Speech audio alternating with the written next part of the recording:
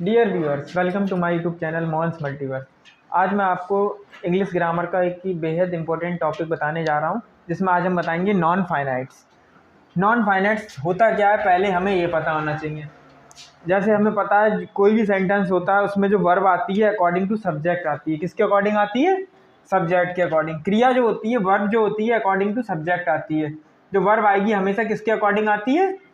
Verb.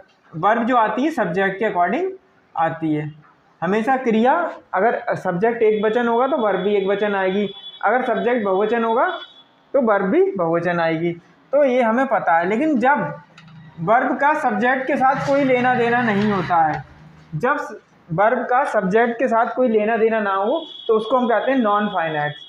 यानी ऐसी क्रिया जिसका सब्जेक्ट के साथ कोई लेना देना या तालमेल नहीं होता है तो उसको हम कहते हैं नॉन फाइनाइट्स। नॉन फाइनाइट्स किसे कहते हैं समझ में आया होगा, आई होप। तो बताओ आराध्या, क्या बताया मैंने?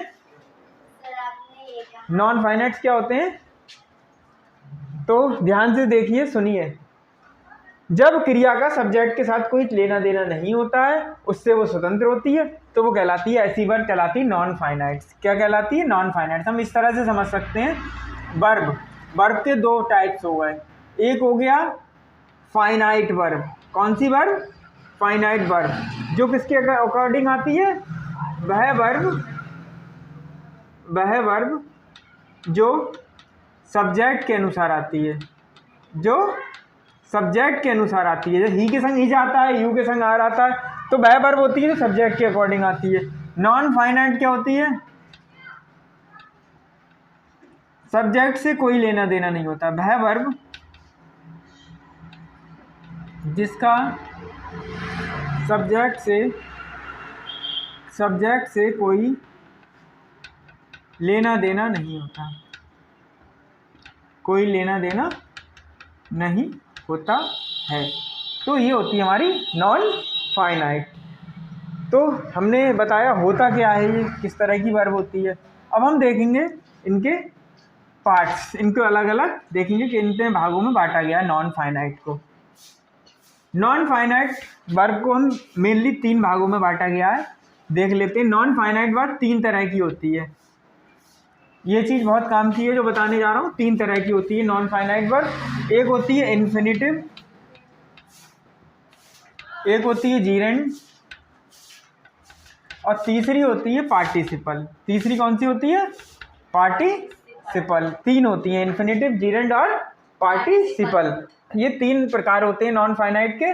इस तरह से हम देख रहे हैं। अब इन्फिनिटिव कैसे बनता है, कोई बता सकता है? टू प्लस वर्ब की फर्स्ट फॉर्म से बनता है। जीरेंड बनता है वर्ब की फर्स्ट फॉर्म में ing। पार्टिसिपल तीन प्रकार का होता है। पार्टिसिपल होता है तीन तरह का। एक होता है प्रेजेंट पार्टिसिपल, दूसरा होता है पास्ट पार्टिसिपल, और थर्ड होता है परफेक्ट पार्टिसिपल। पार्टिसिपल तीन तरह के होते हैं, प्रेजेंट पार्टिसिपल, पास्ट पार्टिसिपल और परफेक्ट पार्टिसिपल। सबसे पहले हम देखेंगे कौन सा पार्टिसिपल? Present participle. इसको कैसे बनाते हैं? ये बनता है वर्ब की फर्स्ट फॉर्म में ing लगाने से। पास्ट पार्टिसिपल बनता है वर्ब की थर्ड फॉर्म से, और परफेक्ट पार्टिसिपल बनता है हैविंग प्लस वर्ब की थर्ड फॉर्म से। इस तरह हमने ये देखे तीन होते हैं, प्रेजेंट, पास्ट और परफेक्ट पार्टिसिपल। प्रेजेंट पार्टिसिपल बनता है वर्ब की फर्स्ट फॉर्म में ing लगा के। पास्ट पार्टिसिपल वर्ब की थर्ड फॉर्म से बनता है, वर्ब की थर्ड फॉर्म से बनता है। और परफेक्ट पार्टिसिपल बनता है हैविंग प्लस वर्ब की थर्ड फॉर्म से। इस तरह हमने देखा नॉन फाइनाइट के प्रकार।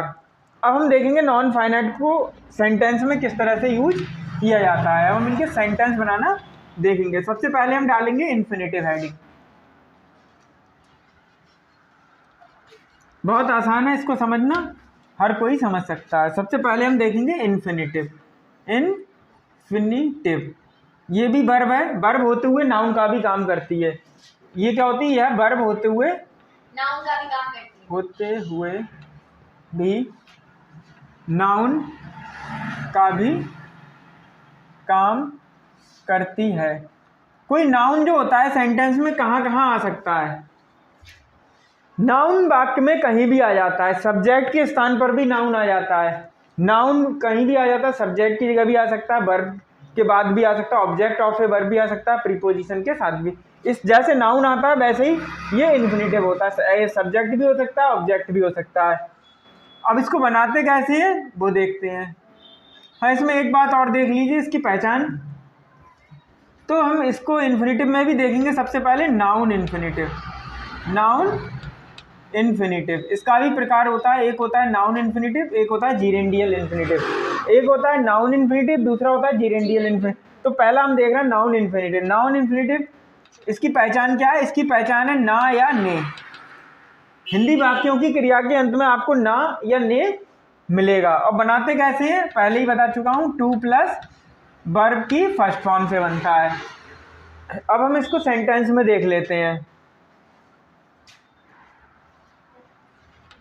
इसको हम सेंटेंस में देख लेते हैं। जैसे गाना कला है, गाना एक कला है, गाना एक कला है। किसमें इन्फिनेटिव दिख रहा है आपको? इन्फिनेटिव कहाँ पे है इसमें? अभी बताया था ना या ने आता है, तो इन्फिनेटिव है गाना। काय में?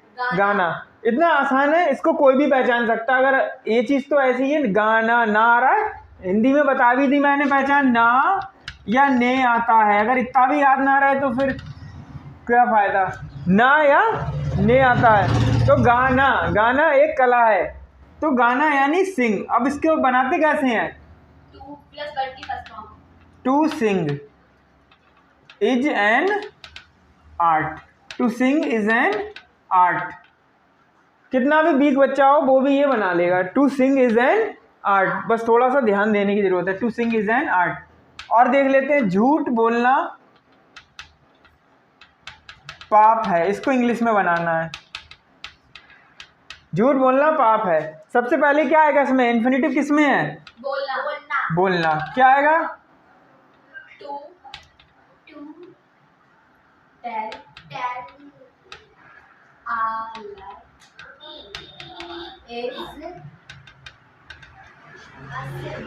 To tell a lie is a sin. To tell a lie is a sin. इस तरह से हम ये बना सकते हैं। बहुत अच्छे सेंटेंस है, डेली के यूज में भी काम में आते हैं, तो इन्हें लिखना चाहिए, ठीक है, समझना चाहिए। नहीं समझ में आए फिर पूछ सकते हैं, कमेंट बॉक्स में जाके आप पूछ सकते हैं। तो ये हो गया। और एग्जाम्पल देख लेते हैं।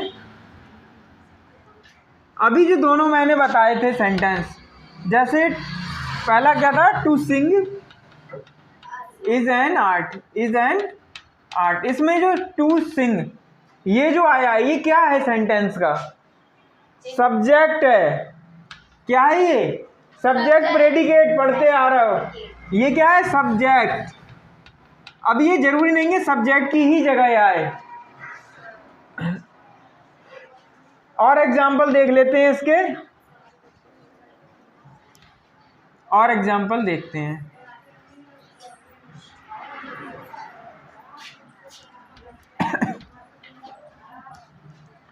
जैसा है, या वह गीत गाना चाहता है, वह गीत गाना चाहता है। तो वह गीत गाना चाहता है, यह है present indefinite tense. He want, want माने चाहना, he wants to sing the song. और एग्जाम्पल इसी तरह देख लेते हैं। मैं नृत्य करना पसंद करता हूँ, मैं नृत्य करना पसंद करता हूँ। इसमें करना, इसमें इन्फिनेटिव है।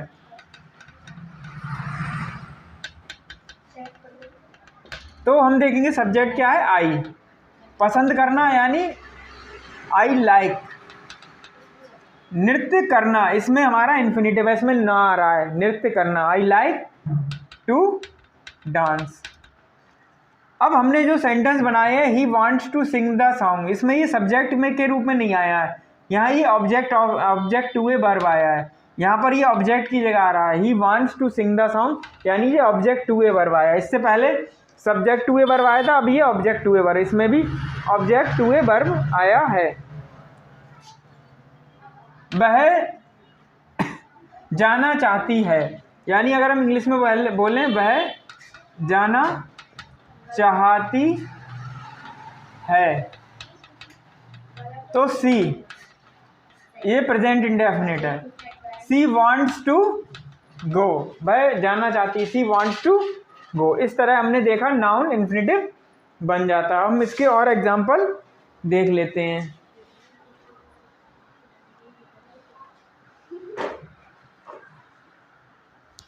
और एग्जांपल देख लेते हैं, जैसे देखना विश्वास करना है, देखना विश्वास करना है, देखना विश्वास करना है। इसमें दो इन्फिनेटिव हैं, एक तो देखना और विश्वास करना, दोनों इन्फिनेटिव से बनेंगे।